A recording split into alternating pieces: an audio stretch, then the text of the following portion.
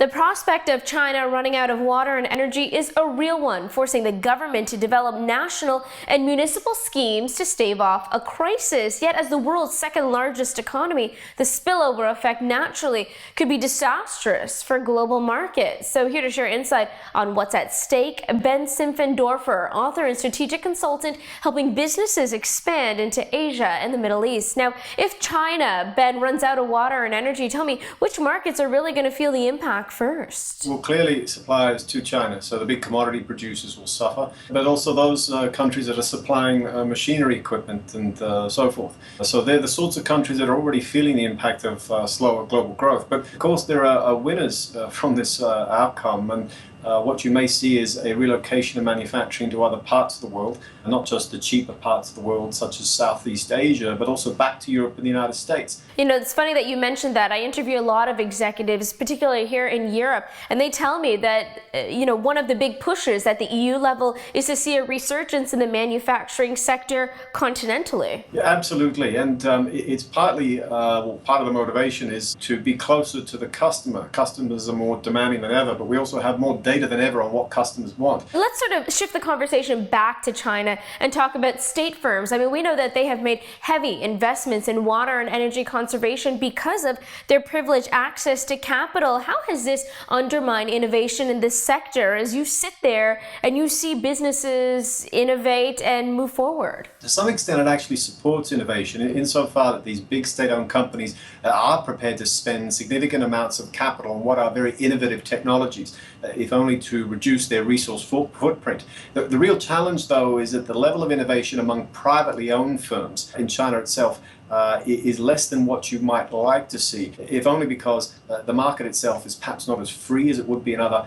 countries, but also that many of these privately owned firms struggle to get access to venture capital, and so they perhaps aren't innovating on the level that you might expect in Europe or the United States. Let's talk about contingency. Some companies, of course, have been preparing for the prospect of a drought by investing in clean tech and industries. So tell me, is that enough of an insurance moving forward? It's certainly an important insurance insofar that multinationals that perhaps do have a heavy water footprint do need to be thinking about what happens if the water does run out, what happens if the governments turn the taps off in the case of the drought.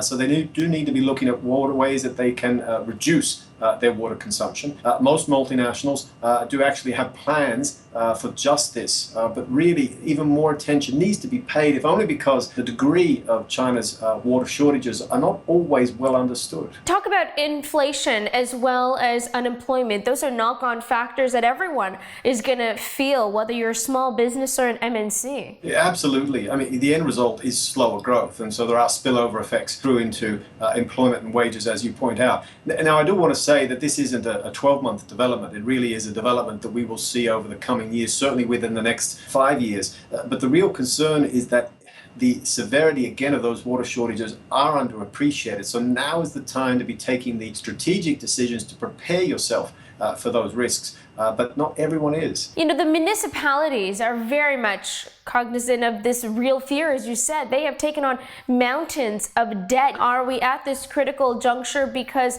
they themselves don't have a feasible plan? The government is well aware of the problems. One of the challenges is there aren't the institutions to enforce regulations, even once they're legislated. The other challenge, of course, is this is an economy that until recently has really survived on heavy industry. So to really tighten up and to use resources more efficiently will have a major dampening effect on growth. And in fact, that's contributing to the more recent slowdown. So that there's only so fast that the government can move and the central government can move. And that's an important distinction because local governments are perhaps less focused on the issue. They really are more concerned about local dynamics, employment, wages, as you point out.